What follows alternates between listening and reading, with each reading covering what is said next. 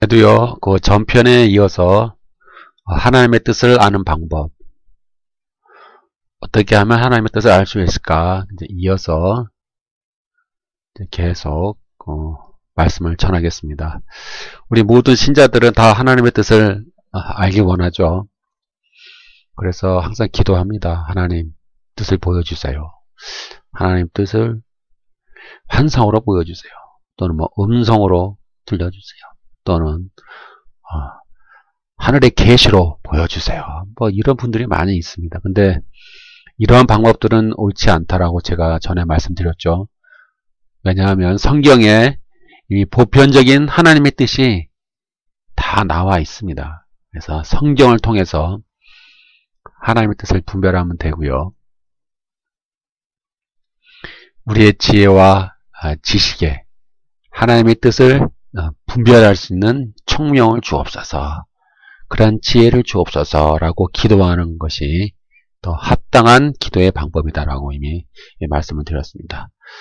이제 두 번째는요, 이제 구약에 있어서 그 하나님의 뜻을 분별하기 위한 여러 가지 방법들이 있었습니다. 그 예로 들면은 이제 제비뽑기가 있었죠. 특히 이제 구약에서 보면은 그 제사장들의 흉패에 우림과 둠림을 두어서 하나님의 뜻을 묻는데 사용했습니다. 그래서 주로 가부를 묻기 위해서 예 아니면은 아니요, 이렇게 하나님의 뜻을 묻기 위해서 제사장들이 우림과 둠림으로 하나님의 뜻을 묻는 경우가 있었다.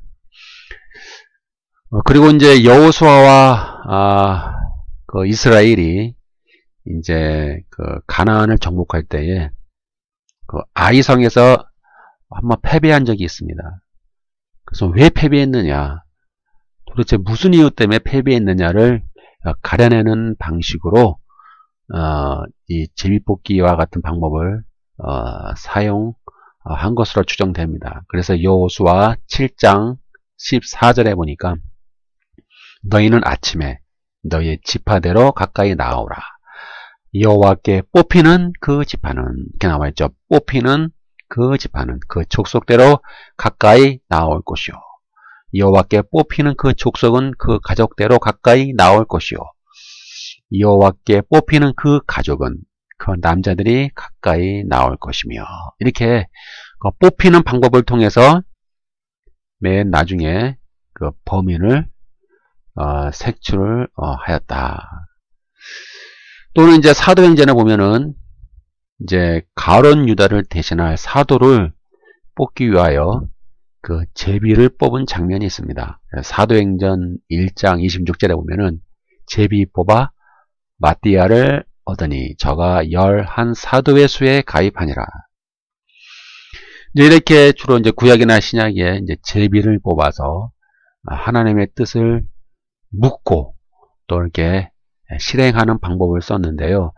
근데 이것은 주로 공적이고 이렇게 국가적인 자리에서 또는 다수의 사람들이 있는 앞에서 그런 어떤 공정한 선택을 하기 위한 그런 방법이었습니다.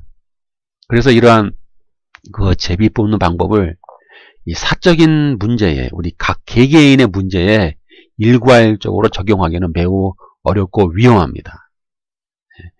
잘못하면요, 우리 각 신자들이 하나님의 뜻을 묻기 위하여 또는 알기 위하여 제비를 뽑는 방법을 취한다는 것은 이 랜덤으로 뽑는 그 형태가 되기 때문에 미신으로 흐르기 쉽습니다. 또는 이것이 무속인들이 어떤 길흉, 화복의 정계를 볼 때 이 제비 뽑는 방법도 쓰지 않습니까? 잘못하면 미신으로 흐를 수도 있어요. 그래서 오늘날 이 사적인 문제에 있어서 제비를 뽑아서 이것이 하나님의 뜻이다라고 우기는 것은 매우 위험하고 많은 실수를 할 수 있는 방법이기 때문에 함부로 사용하면 안 된다. 이 제비 뽑는 방식은 이 구약에 있어서 그 당대에 어떤 특수한 경우였지, 이거를 일반화시켜서 제비 뽑아서 하나님의 뜻을 알 수 있다 이렇게 함부로 말해도 안 되고요. 이러한 방법을 함부로 써도 안 되겠다. 이제 때로는 이제 표징을 구하는 방법도 있었습니다. 이제 이렇게 구약에 보면은 하나님의 뜻이 어디 있느냐라고 할 때 하나님이 그 특별한 어떤 사람이나 어떤 사건에 하나님의 어떤 표징을 주어서 어떤 하나님의 뜻을 보여주는 방법도 있었죠. 예를 들면은 이제 그 아론의 권위에 도전한 고라,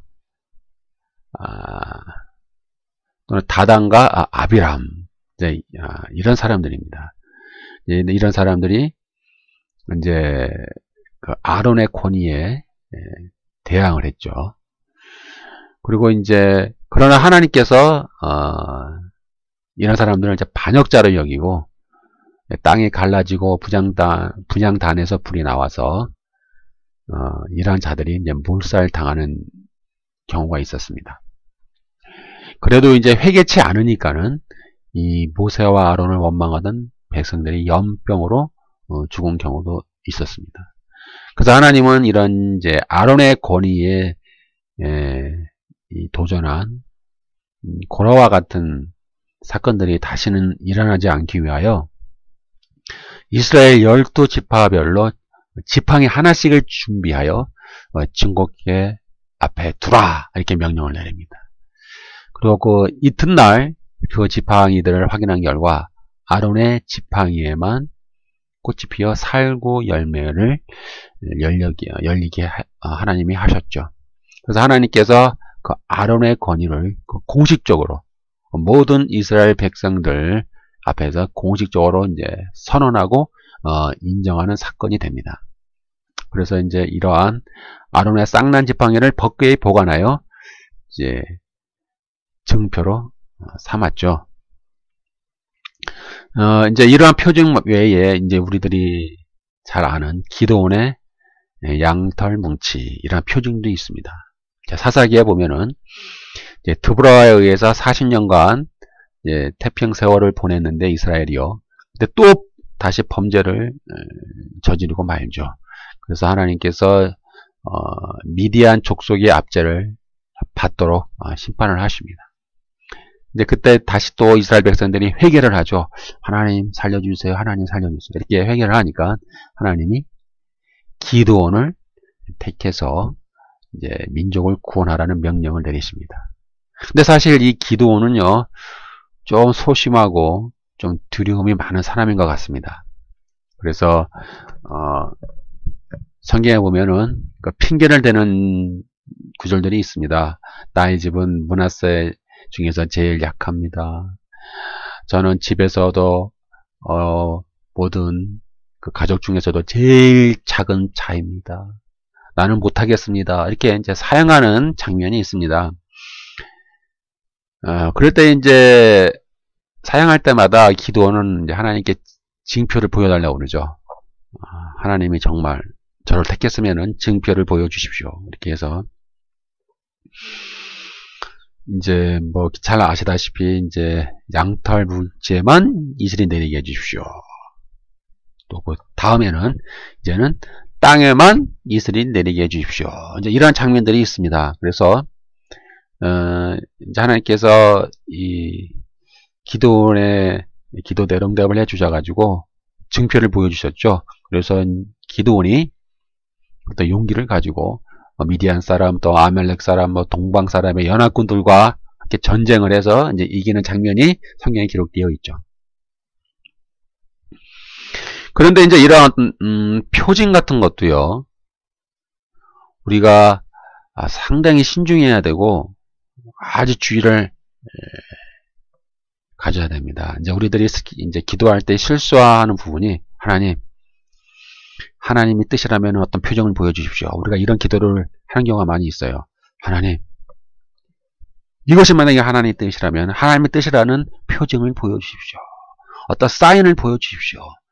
이렇게 자꾸 사인, 어떤 표징을 보여달라고 우리는 기도를 하는 경우가 있는데 이것도 상당히 위험한 방법이다. 왜냐하면 이런 구약의 표징들은 어떤 개인적인 문제에 있어서 하나님이 응답해 주신 것이 아니라 어떤 국가적인 사건, 어떤 민족적인 사건, 어떤 공적인 사건에서 하나님의 어떤 구원 사건을 하나님께서 확증하고 보여주시기 위해서 어떤 특별한 경우에 주신 표징이지, 오늘날 모든 사람들이, 모든 신자들이, 개개인들이 자기 개인적인 문제에 있어서 하나님 앞에 표징을 구하는 것은 결코 성경적인 방법은 아니다. 우리가 잘못하면은요, 이것을 어떤 또 미신으로 볼 수가 있습니다. 그래서 어떤 뭐 길을 갔는데 갑자기 누구한테 연락이 왔다 그러면 이게 하나님이 주시는 표징이 아닌가, 뭐 이런 경우도 있고요. 또 길을 가다가 어떠한 새로운 현상을 딱 경험을 했어요. 그러면 와, 이것이 하나님이 주시는 표징이 아닌가, 뭐 이런 것들. 그러니까 자기만의 어떤 자기 중심적인 사고를 가지고 어떤 자기만의 생각과 느낌을, 또 자기만의 어떤 경험을 가지고 하나님의 주시는 표징이다, 이렇게 잘못 생각하는 경우도 있다. 그래서 잘못하면은요, 미신으로 흐를 수가 있습니다. 그래서 우리가 함부로 하나님의 뜻을 구할 때에 이처럼 어떤 표징을 구하는 방법은 합당하지가 않다. 일반화 시킬 수가 없는 그러한 방법이다라는 것이죠. 또한 이제 하나님의 뜻을 아는 방법으로 꿈이 있습니다. 꿈. 이제 요즘 신자들이 이제 막 꿈을 많이 꾸는 것 같아요. 그래서 꿈도 꾸고, 꿈에서 뭐 이런 꿈, 저런 꿈, 뭐 신기한 꿈 많이 꿔요. 꾸고 막 이제 자기 스스로 해석을 하는 거예요. 이런 뜻이다, 저런 뜻이다. 하나님이 또 이렇게 응답해 주실 것이다, 저렇게 응답해 주실 것이다. 또는 뭐 해석을 잘하시는 사람이 있으면은 그 사람을 찾아가요. 이 사람은 기도를 많이 한 사람이야. 이 사람은 뭐 직통 계시를 받은 사람이야. 이 사람은 신령한 사람이야. 이 사람한테 말하면 이 사람이 꿈을 해석해주고 하나님의 뜻을 나에게 말해줄 거야, 이렇게 착각을 한다 이 말이에요. 그래서 막 꿈을 해석해요. 뭐 이런 꿈, 뭐 이런 내용이다, 이런 경우다. 근데 사실 꿈은 꿈보다 해몽이죠. 우리가 해몽을 할 때에 잘못하는 경우가 많이 있을 수 있습니다. 이제 구약에 보면은요, 하나님께서 어떤 특별히 그 어떤 구속사를 이끌어 가시기 위해서 꿈으로 많은 역사를 베풀어 주셨어요. 이제 창세기 20장에 보면은 이제 사라가 아브라함의 누이라고 했을 때 이제 아비멜렉에게 꿈으로 나타나셔가지고 하나님의 뜻을 보여주신 경우도 있고요. 또 야곱이 형을 피해 도망갈 때에 꿈속에서 사닥다리를 통해서 베델, 하나님의 집, 어떤 이러한 어떤 특별 계시를 받은 경우도 있죠. 또는 이제 애굽에서 이제 그 삼촌 라반의 집에서 일하다가 다 끝마치고 다시 이제 돌아올 때에도 꿈을 통해서 하나님이 야곱에게 말씀하신 경우가 있습니다. 또 이제 꿈에 대해서 가장 유명한 사람은 요셉이겠죠. 요셉도 꿈을 꾸고 하나님의 어떤 뜻을 받은 사람입니다. 또 애굽에 팔려가서도 뭐 술 맡은 관원장, 또 떡 맡은 관원장의 꿈을 해석해 주고 또 높은 지위에까지 올라갈 수가 있었죠.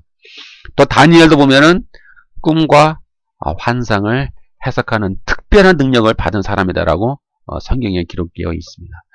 또 이제 신약에 오면은요, 이제 마리아가 결백하다는 것을 하나님 꿈을 통해서 이제 요셉에게 알려주셨고요. 또 뭐 애굽으로 피해가라, 다시 팔레스틴으로 돌아와라, 이러한 하나님의 뜻을 이제 꿈을 통하여서 보여준 경우도 있습니다. 특히 이제 예수님이 재판 받으실 때에 이제 빌라도의 아내가 꿈을 꾸죠. 그런 경우도 있고, 이제 사도행전에 보면은 어떤 고넬료, 베드로와 고넬료, 이제 베드로가 기도하면서 이제 꿈과 비슷한 어떤 환상, 뭐 그런 걸 보고, 또 이제 고넬료를 만나고, 또 그 가족에게 성령이 임하는 역사도 기록되어 있죠. 또는 이제 바울을 보면은요, 마게도냐로 건너와서 우리를 도우라라고 하는 어떤 그 바울의 어떤 그 환상, 어떤 꿈, 어떤 그런 걸 통해서 하나님의 뜻이 보여지는 경우도 있었습니다. 그런데 이제 또 성경은 그와 아울러 미혹하는 꿈이 있다. 거짓 선지자들이 거짓 꿈을 통하여 거짓 계시를 사람들에게 전달하는 경우가 있으니까 조심하라. 이제 이러한 이제 경고의 메시지도 성경에 계속 등장하고 있습니다. 그래서 오늘날 신자들이 이 꿈을 가지고 하나님의 뜻을 묻기에는 상당히 위험한 경우가 많이 있다. 특히 이제 이단들이 이러한 것을 이용하는 경우가 많이 있습니다. 이제 특별히 어떤 이단의 경우에는 한 사람을 미혹하기 위해서 여러 사람이 서로 팀플레이를 짜죠. 그래서 어떤 사람은 뭐 무속인, 어떤 사람은 뭐 환상을 보는 사람, 어떤 사람은 꿈꾸는 사람, 어떤 사람은 뭐 기도가 많이 하는 사람, 뭐 이렇게 서로 역할 분담을 해서 서로 연극을 해요. 그래서 우연을 가장한 계획된 만남을 이끌어가죠. 그래서 길에서 갑자기 탁 만나요. 그래서 혹시 뭐 이런 분 아니십니까? 그러면 그런데 어떻게 하셨어요? 그러면 혹시 이런 문제로 고민하고 있지 않으십니까? 그러면 맞는데요. 그거 어떻게 하셨죠? 아, 네, 제가요. 꿈에서 제가 어젯밤에 꿈을 꾸었는데 집사님을 만나는 꿈을 꾸었답니다. 그래서 하나님이 꿈속에서 이렇게 하나님이 하라는 응답을 저에게 주셨습니다. 이렇게 이제 말을 한다 이 말이에요. 그러면은 그 미혹되는 사람들은 이야, 이거 진짜 하나님의 뜻이 있나 보다. 하나님이 나를 도와주시려나 보다. 하나님이 나를 도와주시기 위해서 하나님이 정말 이런 좋은 사람들을 나에게 붙여주시나 보다. 이거 우리가 착각을 한다 이 말이에요. 근데 이렇게 이러한 우리 인간의 심리를 이용해서 이단들이 많이 접근을 한다. 그래서 상당히 우리가 신중을 해야 합니다. 이제 또 다른 방법은 이제 환상이 있죠. 환상. 하나님의 뜻을 보여주시기 위해서 환상을 보여주시는 방법들이 이제 특히 구약에 또 신약에도 많이 등장하고 있습니다. 그래서 근데 이것도 마찬가지로 주로 개인적인 경우에 또는 사적인 영역에 있어서 하나님의 뜻을 보여주시기 위해서 환상을 보여주신 것이 아니라 주로 민족이나 국가의 미래나 어떤 공적인 목적을 위하여 또는 이 구속사, 하나님이 이 구속을 이끌어가는 구속사를 위하여 하나님이 환상을 보여주신 것이지 어떤 개인의 영역에까지 우리가 일반화시킬 수가 없습니다. 그래서 예를 들면은 창세기 15장 1절에 보면은 여호와의 말씀이 환상 중에 아브라함에게 임하여 이르시되 아브라함아 두려워 말라 나는 내 방패여 너의 지극히 큰 상급이니라. 이런 구절도 있고요. 또 이제 민수기 12장 6절에 보면은 너희 중에 선지자가 있으면 나 여호와가 환상으로 나를 그에게 알기도 하고 꿈으로 그에게 그와 말하기도 하거니와. 이런 장면이 있고요.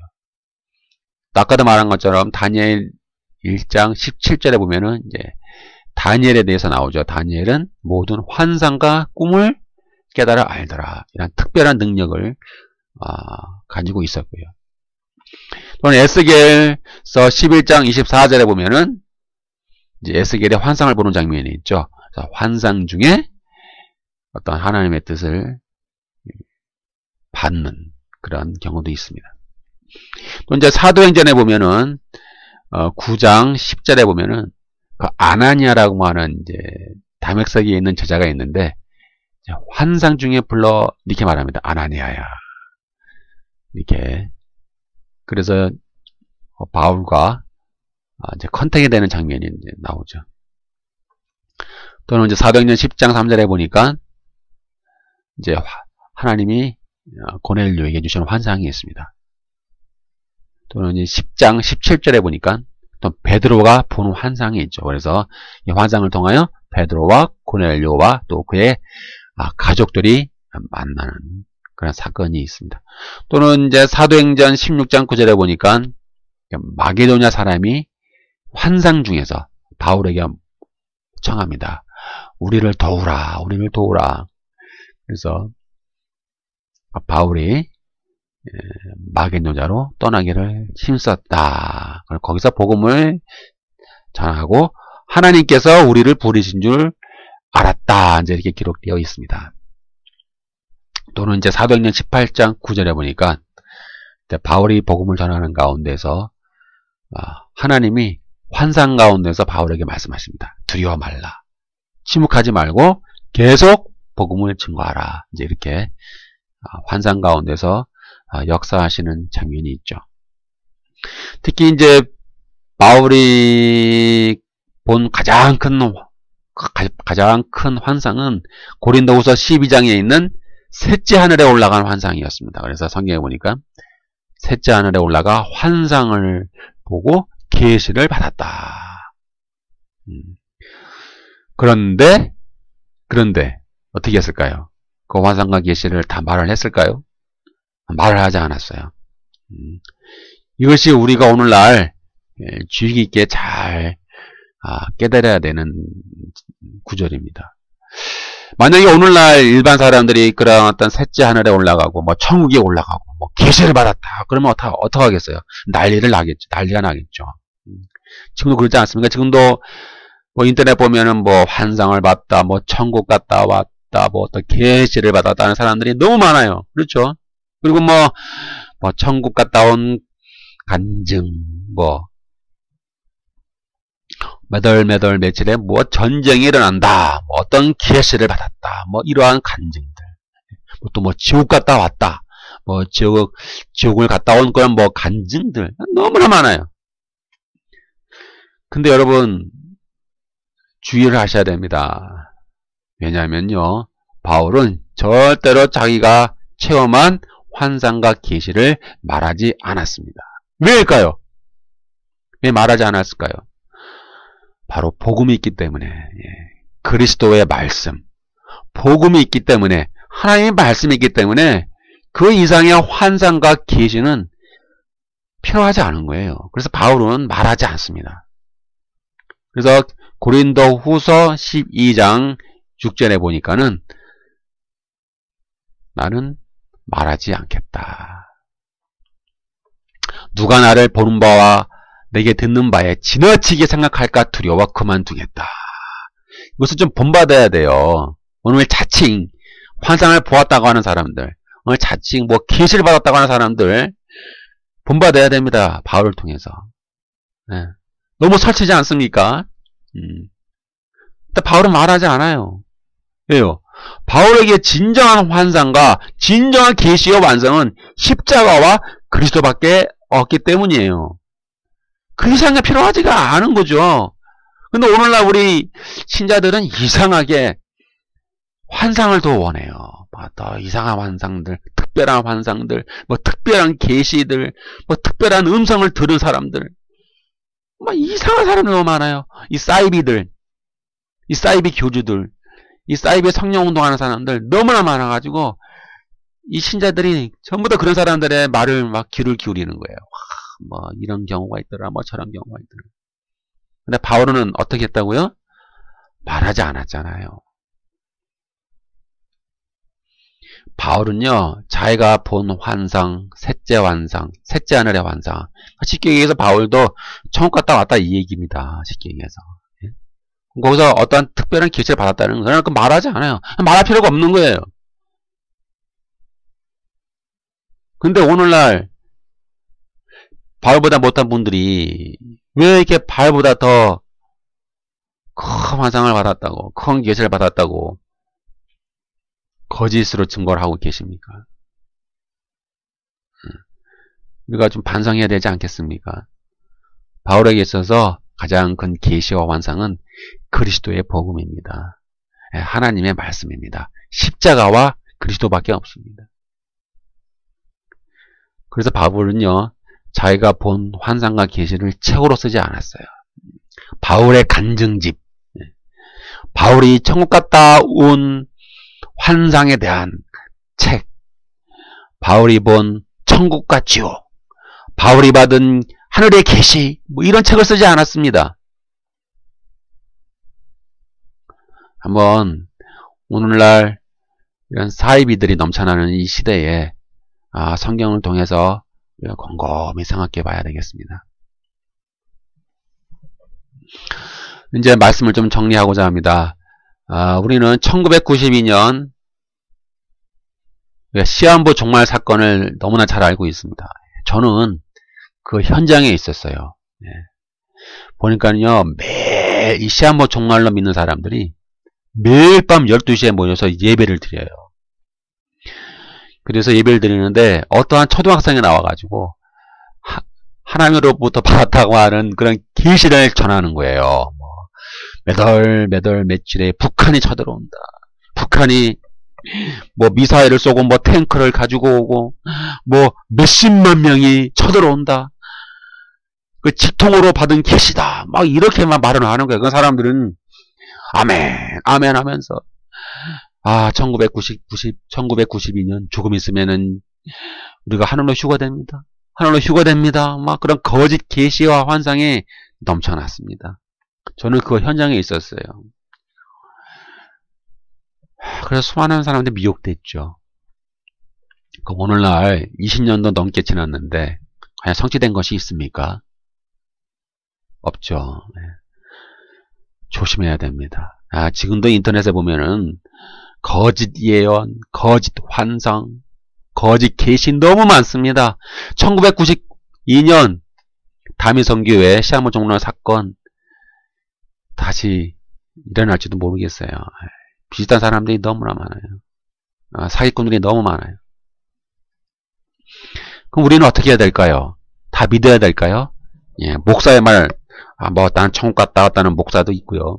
지옥 갔다 왔다, 지옥을 보고 왔다, 기회를 받았다, 이런 목사, 자칭 목사, 사도, 선지자, 전도사 많이 있잖아요. 우리는 어떻게 해야 돼요? 그 말을 다 믿어야 될까요? 아니죠. 분별해야죠. 철저하게 분별해야죠. 그래서 고린도전서 14장 29절에 보니까 예언하는 자는 둘이나 셋이나 말하고 다른 이들은 분별할 것이요. 서로 분별해야 됩니다. 분별하라는 말은요, 판단하라는 얘기예요. 저것이 옳은가 틀린가 성경에 기초해서 한번 이렇게 비판을 하라는 얘기입니다. 그래서 비판하는 건 나쁜 게 아닙니다. 계시를 비판해, 환상을 비판해, 그게 아니라니까요. 바울이 말하잖아요. 분별하라고. 다른 사람은 분별을 해야 된다니까요. 특히 오늘 보면은 산기도를 많이 한다, 금식기도를 많이 한다, 신비한 은사를 많이 체험했다, 이런 자칭 신령한 사람이 너무 많아요. 그런 사람이 많이 미혹되지 않습니까? 그래서 예언을 받았대, 환상을 받았대, 직통예술을 받았대. 그러나 성경대로 제가 말씀드릴 건데 99.9%는 다 자기 주관, 자기 생각이고 자기 느낌입니다. 그래서 우리는 항상 분별해야 되고 검증해야 됩니다. 신중해야 되고 조심해야 합니다. 하나님 이렇게 말씀하시는 거예요. 조심해라, 신중해라, 분별해라, 검증해라. 자칭 선지자 검증해야 됩니다.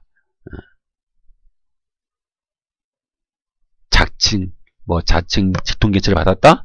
검증해야 됩니다. 다 믿으면 안 되겠죠. 그래서 이제 에스겔 13장 7절에 보면은 이런 말씀이 있습니다. 너희가 말하기를 여호와의 말씀이라 하여도 내가 말한 것이 아닌즉, 이렇게 나와 있죠.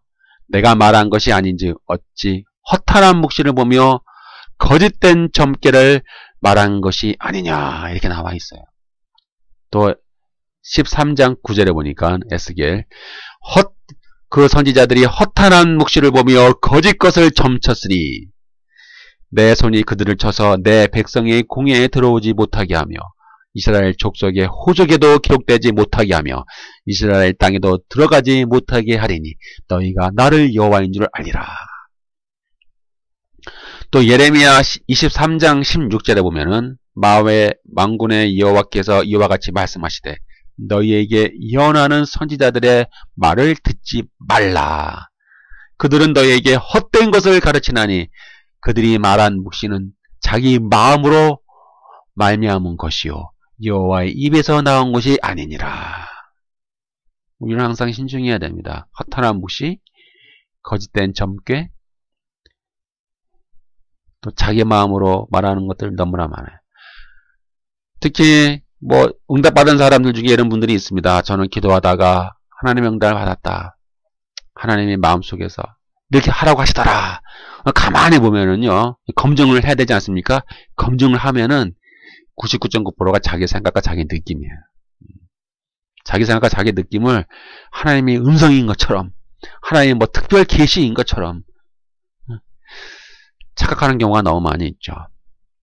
또 이런 경우도 있습니다. 목사님들이 새벽에 막 기도하는데 갑자기 하나님이 음성으로 들려주시기를 성전 건축을 해라 이렇게 말씀하셨다는 거예요. 그래서 지나치게 무리하게 성전을 짓는 겁니다. 막 빚을 내서, 엄청나게 무리를 해서 빚을 내서 막 너무나 크게 갑자기 짓는 거예요. 그러다 보면 나중에 감당할 수가 없는 상황까지 와요. 그런 경우가 많이 있죠. 자, 이것도 마찬가지입니다. 다 자기가 기도하면서 자기가 느낌이 와요.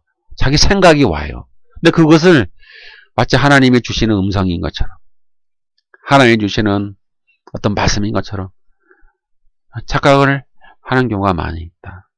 그래서 우리 모든 신자들은 하나님의 말씀이 기준이기 때문에 말씀에 따라 잘 분별을 해야 합니다. 이제 이런 분별에 대해서는 다음에 예언, 환상, 꿈을 다룰 때 다시 한번 구체적으로 다루고자 합니다. 그래서 정리를 하면요, 하나님께서 뭐 제비뽑기, 어떤 뭐 표징들, 어떤 기도원의 양털 뭉치, 어떤 꿈, 어떤 환상, 이런 것들을 함부로 적용하면 아니 되고요.